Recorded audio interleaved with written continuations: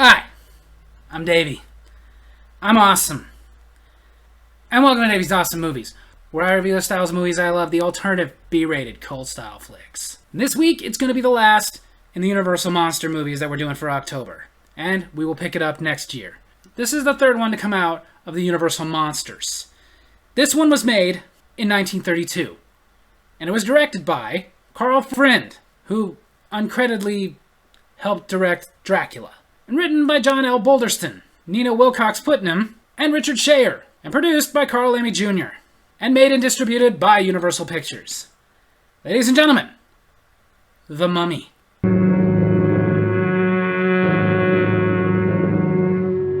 The movie opens with some text about the Scroll of Thoth.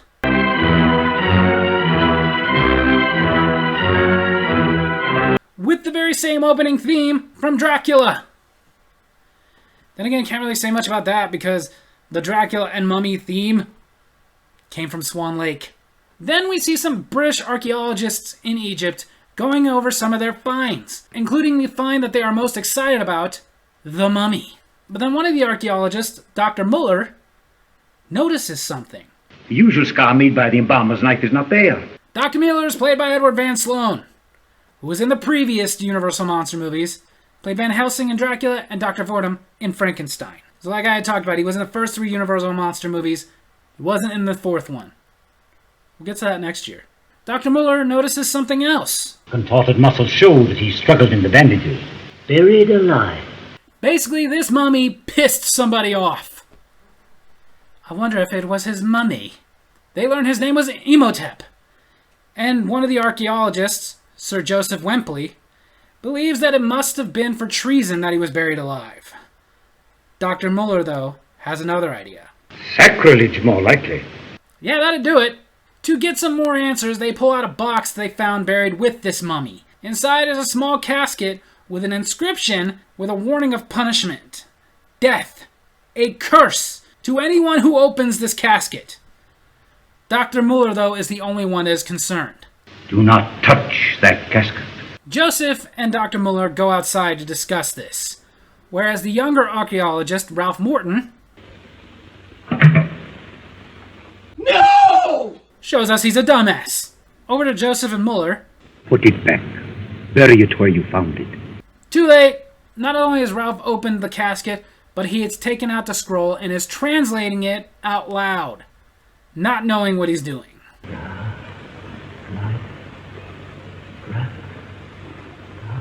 That's what he's doing. He's awakening the mummy. This should go well. But the mummy doesn't kill him. He just takes the scroll and walks out, leaving the young archaeologist hysterical. He went for a little walk. Where did the mummy go? He didn't just walk away.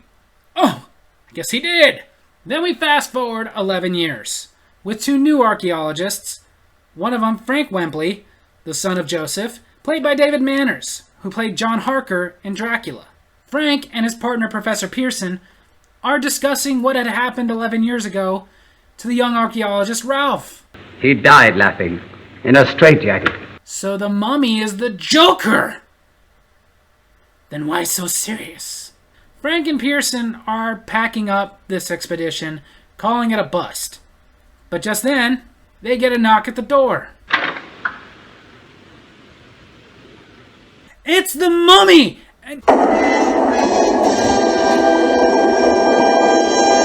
I gotta stop expressing reveals like that. He is there presenting them with a find so that they won't leave. Part of the funerary equipment of the Princess Ankhsenamen. I guess I say. He tells them that Egyptians are not permitted to dig up their dead, but foreigners can go ahead. I don't know of any culture that ever felt that way. He wants to take them to where he found this object. They of course ask his name. Ardeth Bey. Ardeth Bey? Isn't that the name from the leader of the Magi from The Mummy 99? Yes, it is. In fact, Ardeth Bey is an anagram for Death by Ra. So they get to work digging around Imhotep found the object, and they uncover the tomb of an Egyptian princess. So they call Frank's father Joseph, and everything they found goes into a museum in Cairo. Why, we have you to thank that we have this exhibit here at all. Don't be so quick to thank him. Joseph invites Ardith Bey over for dinner, which he naturally declines. He's a strange one. It's one way to put it. Imhotep goes somewhere by himself and starts doing a chant, which hypnotizes Helen Grossover, who is the reincarnation of this Egyptian princess. She is played by Zita Johann. But when she gets to the museum... I must. Closed for the night. Everybody's gone home. I must get in. Yeah, so just keep lightly pounding on the door until you get in. But eventually she faints. Probably from the exertion of all that heavy pounding on the door. So Frank and Joseph take her back to their place. Back in the museum, a guard has spotted Imhotep.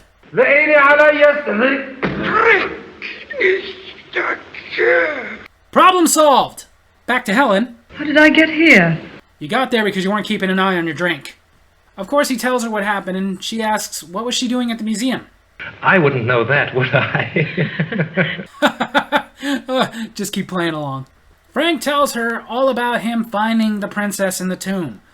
How he collected a bunch of stuff from her. So much so that it felt like he knew her. And even started feeling as if he was falling in love with the princess. Which was kind of creepy, dude. She had been dead for a couple thousand years at that point. Do you have to open graves to find girls to fall in love with? Don't answer that question. Dr. Muller came over to see Joseph about the finds, but Joseph is disturbed, not only by Helen and her actions, but while she was sleeping, she kept saying the name Imhotep. There's no possible way she would know that name. This gets broken up, though, by a phone call. A museum guard found dead in the room of the princess. So they head to the museum. They find the guard was killed while somebody was trying to steal the scroll. This shocks Joseph. Back to Frank and Helen. You really want to know why I didn't take you to the hospital? Because hospital food is monkey butt. He starts telling her how he's falling in love with her already. Despite the fact you just met tonight. Now look here. You can tell me to go to the devil. But you can't laugh at me. We can! Dude!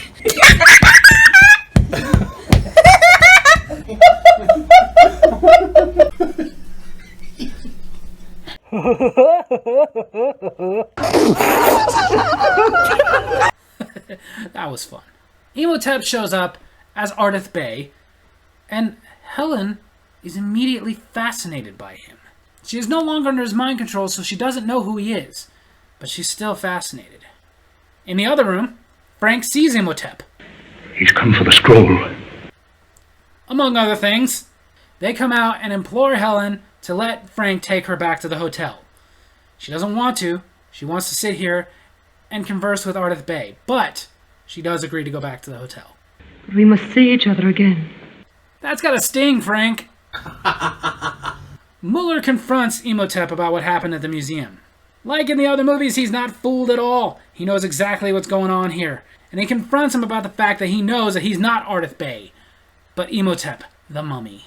I break your dried flesh to pieces. Imhotep isn't that concerned. Imhotep leaves, but clearly not out of fear.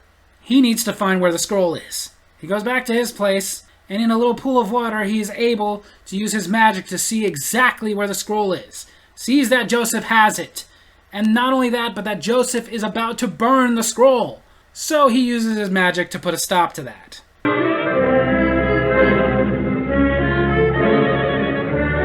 Not only puts a stop to Joseph burning it, he just puts a stop to Joseph. Then, Imhotep mind controls Joseph's own hired servant to not only retrieve the scroll that he can take back to him later, but to make it look like he did burn the scroll. I just want you to know, you were Joseph's servant, so this is going on your eval. Dr. Muller, though, figures out that it wasn't the scroll that was burnt. The ashes in the fireplace. They were newspaper. They are on their way to Helen, because Dr. Muller is also determined that Imhotep is after her. But before they can get there, Imhotep has lured Helen to his place, so that he can show her not only that she is the reincarnation of the princess, but to show her her past life when she was the princess, and what he went through. He tells Helen how the princess was his true love, who sadly died of natural causes, and instead of letting it be, he stole the Scroll of Thra so that he could raise her from the dead. But while he was performing the ceremony, he was caught, he was captured, and he was arrested. And that his father, who was the Pharaoh of Egypt, punished him severely for his sacrilege. Not only did he sentence him to death, but death by being mummified alive. And then after his burial, to make sure nobody would ever repeat his sacrilege, had the men who had buried him killed, and the soldiers who had killed them killed, so nobody would know what happened. This all seems a little harsh. Probably could have just went with the whole, look son, I'm not angry, I'm just disappointed thing. He also tells Helen that he's going to resurrect his true love through her. But first, he has to destroy Frank, because there is some love for him inside of her, and that could cause her to resist him. So apparently Imhotep is the jealous type. Helen goes back to her hotel, and Frank is there. Creepy. He is worried about her, and even wants to know where she's been. Clingy. I don't want to remember. I feel ya. There are things I don't want to remember either. Oh! God, no! Helen doesn't want any part of this, though, so she asks Frank to protect her from going back to Imhotep's. Now that you've asked for help, I'll never leave you alone. Dude, seriously. Tone it down a bit. This is really clingy. A few days pass, but the problem is that every time that Helen is able to resist the call of Imhotep, she gets weaker and weaker. Basically, the resisting of Imhotep is literally killing her, slowly. Dr. Muller has an idea. The next time the call comes, go to him. His plan is to follow her to Imhotep. The next time he draws her to him, we must follow her. And then? We will destroy him. And then... But later, Imhotep has other plans.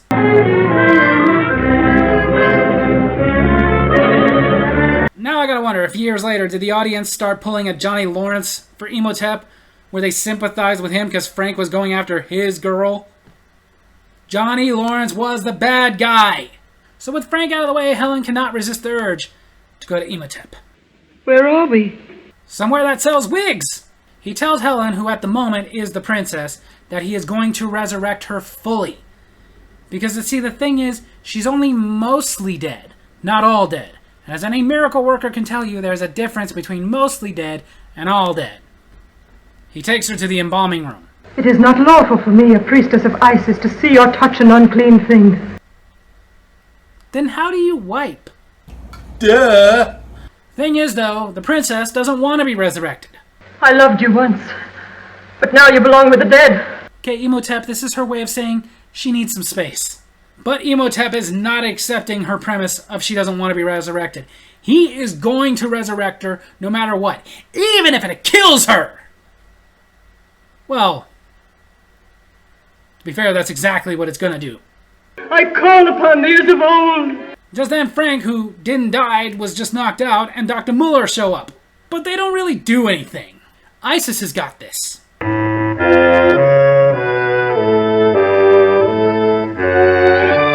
The mummy is dying! Or re-dying. Or dying more. I'm not really sure.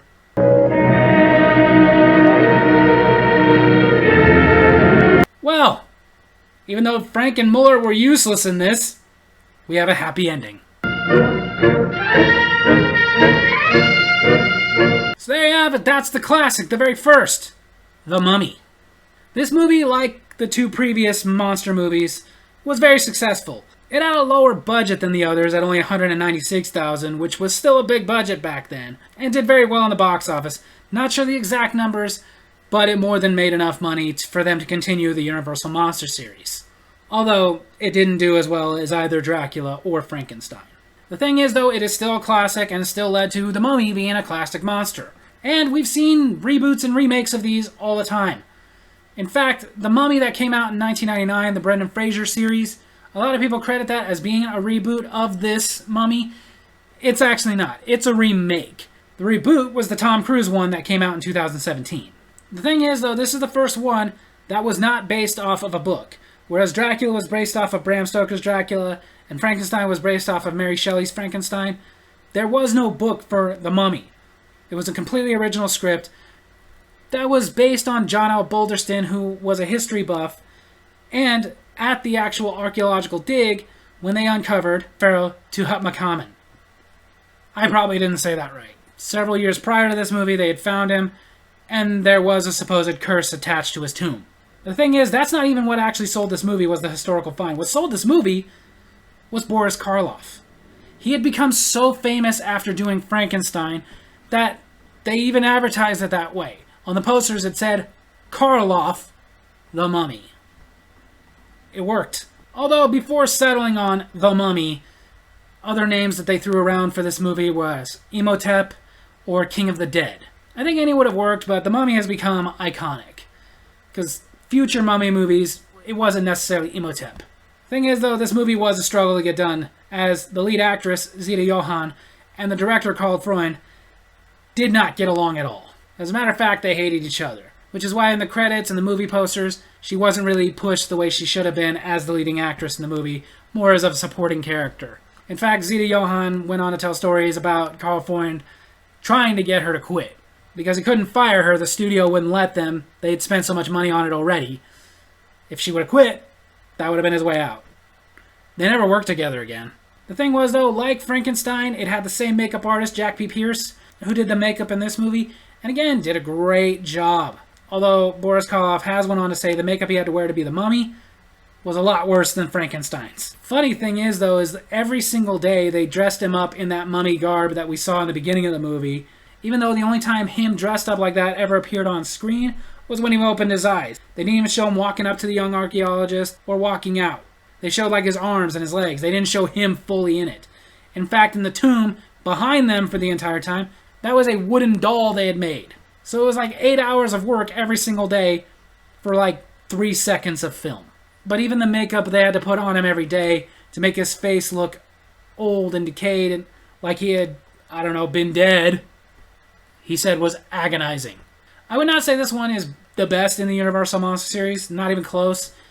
In fact, the first two, way better in my opinion. However, it was still a very good story and still very good to watch. And again, it's fun for somebody like me who's a fan of nostalgia. So like me, if you are a fan of nostalgia and you like Universal Monsters, then you need to check out The Mummy. It's fun to watch. So there you have it. That's my movie review this week. I hope you guys enjoyed it. And if you did, make sure to hit like, hit subscribe, hit that little bell so you get notifications for when I post new videos, and leave a comment. Tell me which Universal Monster movie is your favorite. Tell me if you've enjoyed these Universal Monster reviews and which ones you're looking forward to in the future. Love you guys.